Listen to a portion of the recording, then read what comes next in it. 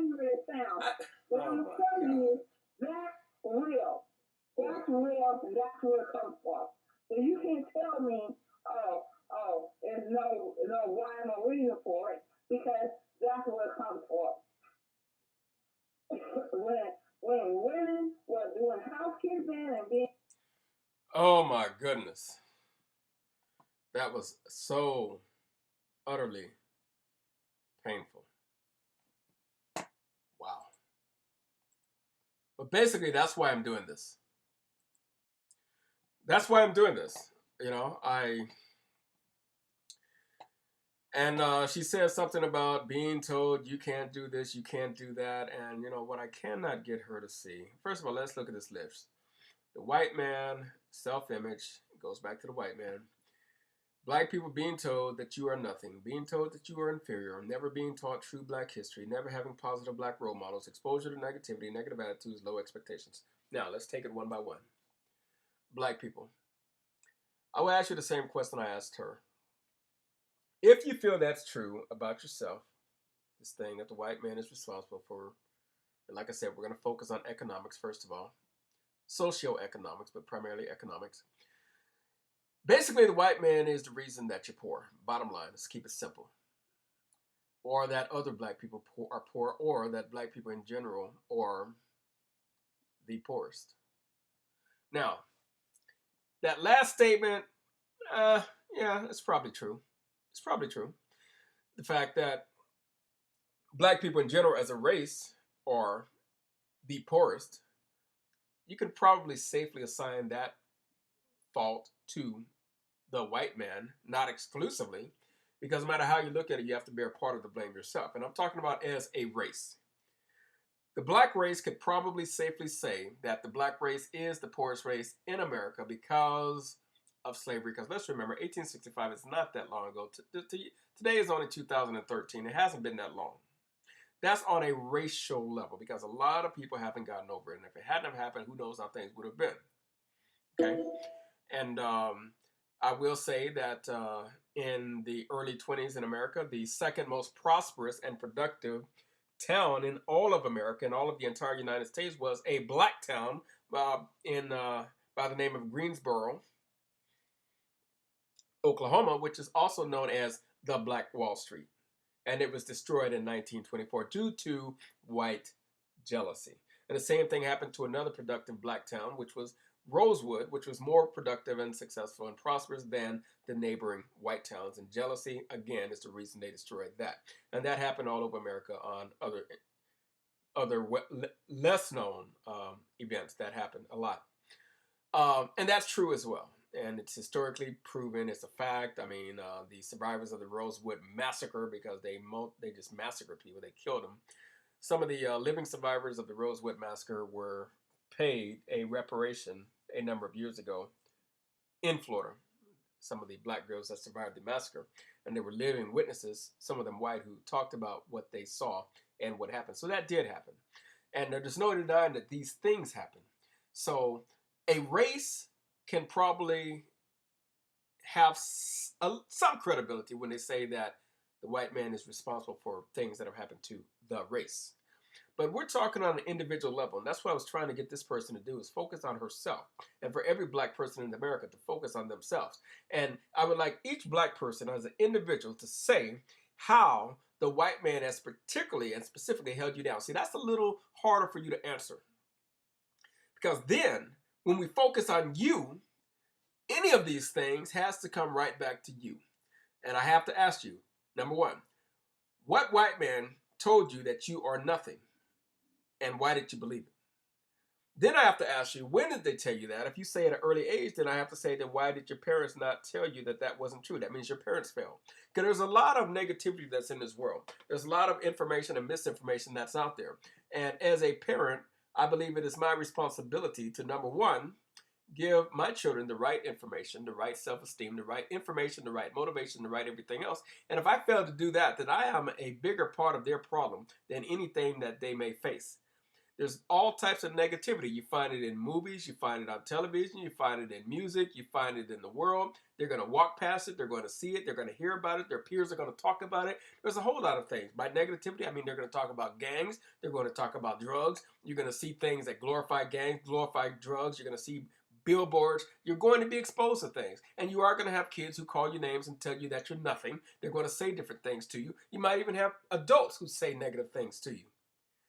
But I have to blame you as a parent if that negativity has a greater impact on your children than the positive imagery that you provide your children, because that's part of your duty and responsibility. And if you are an adult and you're saying that one reason you're poor is because you were told that you're nothing by this, quote, white man, then I say your parents failed. Okay? But see, first of all, I don't even believe you. That's why I'm going to ask you, any black person that says that, any African American that says that, my simple question is, what is the name of the black man, and what was the day that that white man walked up to you and told you you are nothing? Okay, being told that you're inferior. When did the white man walk up to you and tell you that you're inferior? And I know what some black people are already thinking. I know exactly what you're thinking, so just bear with me. I'm going to get to what you're thinking in a moment, because I already know what you're thinking, so just give me a moment. Let me go through this list first, and then I'll come back. I'm going to come right back to what you're thinking. Never being taught true black history. Okay. Like I said, we have to make it on a personal, individual level. First of all, no white person ever told me I was nothing. Okay, that's not true. So, you know what? I think because I probably experienced racism more than a lot of black people who didn't go through white schools their whole life like I did, have never experienced being the only black in a class like I have. So I probably experienced more of it than they did, but it's so irrelevant and insignificant that I can barely remember it. I'm sure some black people did say, some white people or person did say I was nothing, because there was a few white racists that I dealt with, and they said different things. Yes, I was called a nigger. Being told that you are inferior, yeah, I was definitely told that. Being told that black people are inferior, yeah, I heard that. I heard that out of the mouths of white kids. No white man ever said that to me. No white adult or teacher ever said that. They might have inferred or implied that, and they might have felt that and believed that. And that's what you're thinking, that I'm ignoring that. No, I'm not. But yeah, some white kids did tell me that I was inferior. But see, it's kind of hard for that to have any lasting impact on me, to tell me that I am inferior when oftentimes in, this, for example, when I was in second grade, I was advanced up the ladder in reading. And eventually they put me in a sixth grade reading class when I was in second grade, and that was as far as they could go, because there was an elementary school which only went to the sixth grade, and even the sixth grade reading books, I felt that it was pretty darn easy, and it was not really much of a challenge to me at all. And pretty much whatever they taught me, it wasn't much of a challenge for the most part in my formative early years, and like I said, I did start school when I was 3, and that's because I tested into it, and I was able to start school at the age of 3, and I actually had to sit out of school for 1 year when I came to America, because I was not old enough to go to school. So I had a head start on the white kids and the black kids too. So for anyone to tell me that I was inferior, well, I mean, I'm sorry, but you can tell me that all you want, but I had no reason to believe it was true. Okay? And that's on me. Never being taught true black history. Well, I was never taught anything about black history. Like I told you, I was taught 2 things. Black people were slaves. They were brought to America. And there was a man named George Washington Carver who invented peanut butter and did a few other things. And he was a good black man. He was a good nigger, basically. That's what I was taught. And that's the extent of it. Everything else I know came later, either after my formative years or after high school, or after I never wasted any collegiate time in the college classes I did take studying these things, because I focused on the things that were going to take me to where I wanted to be financially, okay, and not waste that type of time. Once I learned how to read, the sky was the limit. I don't need anyone to stand in front of me and tell me what books to buy, what books to read, what books to study, and sit and lecture them, giving his opinion and his dissertation on what I've already read. I can do that on my own. I can self-educate. So I didn't need to waste any college time on studying true black history. I've done it on my own, and I continue to do it, and I always will. Let's see. Never having positive black role models. Well, I had a daddy, and I already told you about him. So I had a mommy too, and mom and dad, they were positive black role models, and I had family members. I had uncles, I had cousins, and for the most part, my family, they were a very respectable family. We went to church, and we were really good friends, best friends with the pastor of the church. It was a very large church, and quite often the pastor would come to our house for dinner after church, or we would go to the pastor's house for dinner after church. There were very few people in the congregation that had that type of relationship. So I was just surrounded by positive black people. I mean, I tell you, my dad taught baseball. I played various sports, and I saw plenty of positive black role models. So I did not, and if I didn't, I can't really blame the black man for that. I mean, if you don't have a father or mother or uncles or cousins or family members or your mother's boyfriend or neighbors or anybody else that is a positive black role model, then whose fault is that? Whose fault is that, seriously? It's definitely somebody's fault, but why are you dragging the white man into it? Exposure to negativity. Oh yeah, I was absolutely exposed to negativity. Like I said, there were white kids who had never gone to school with black kids other than myself and a few others. And my family was one of the first to integrate one of the schools that was integrated in Alabama, by the way, in a particular town. And we went to a lot of school with a lot of white kids who, even though we were never used to going to a segregated school, they were never used to integration. And before they fully integrated the school, they had a few black families to go to that school.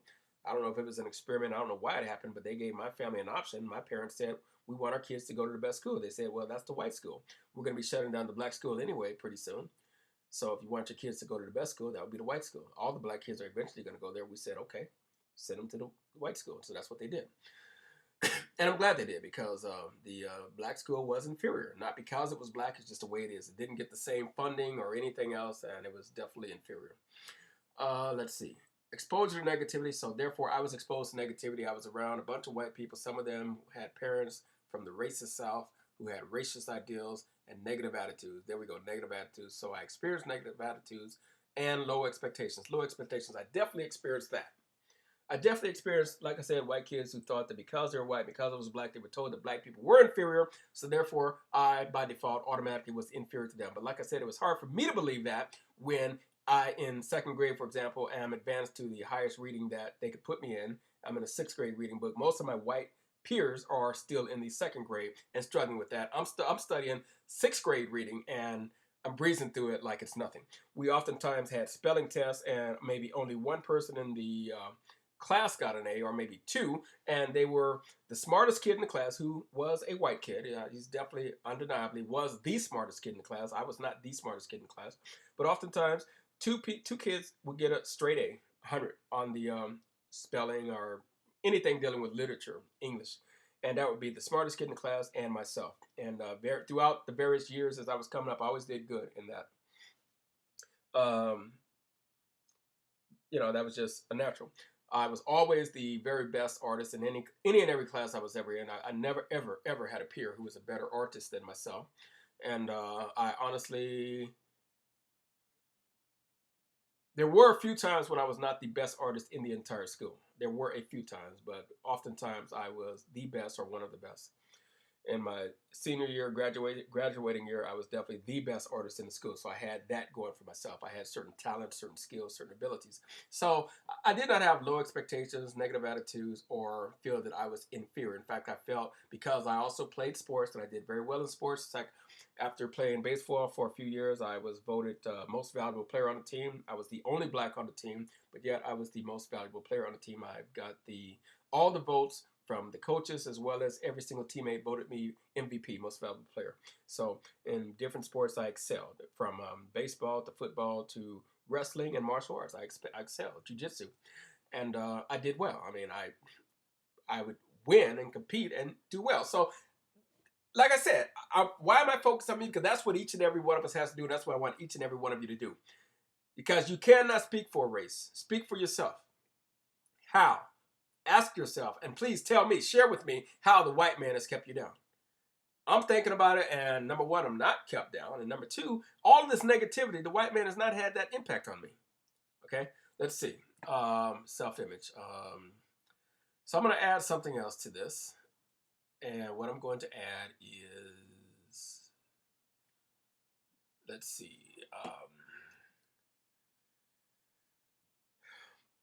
plotting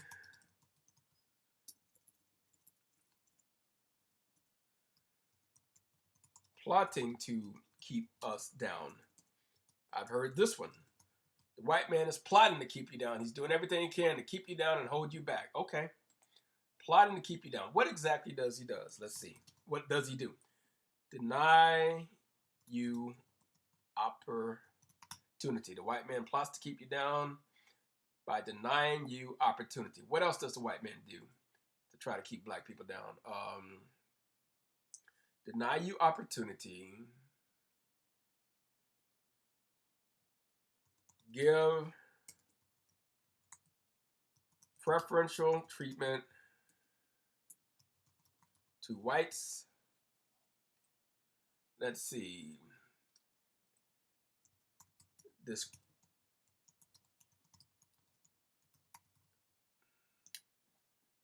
Deny you opportunity, give preferential treatment to whites, discriminatory hiring practices, what else?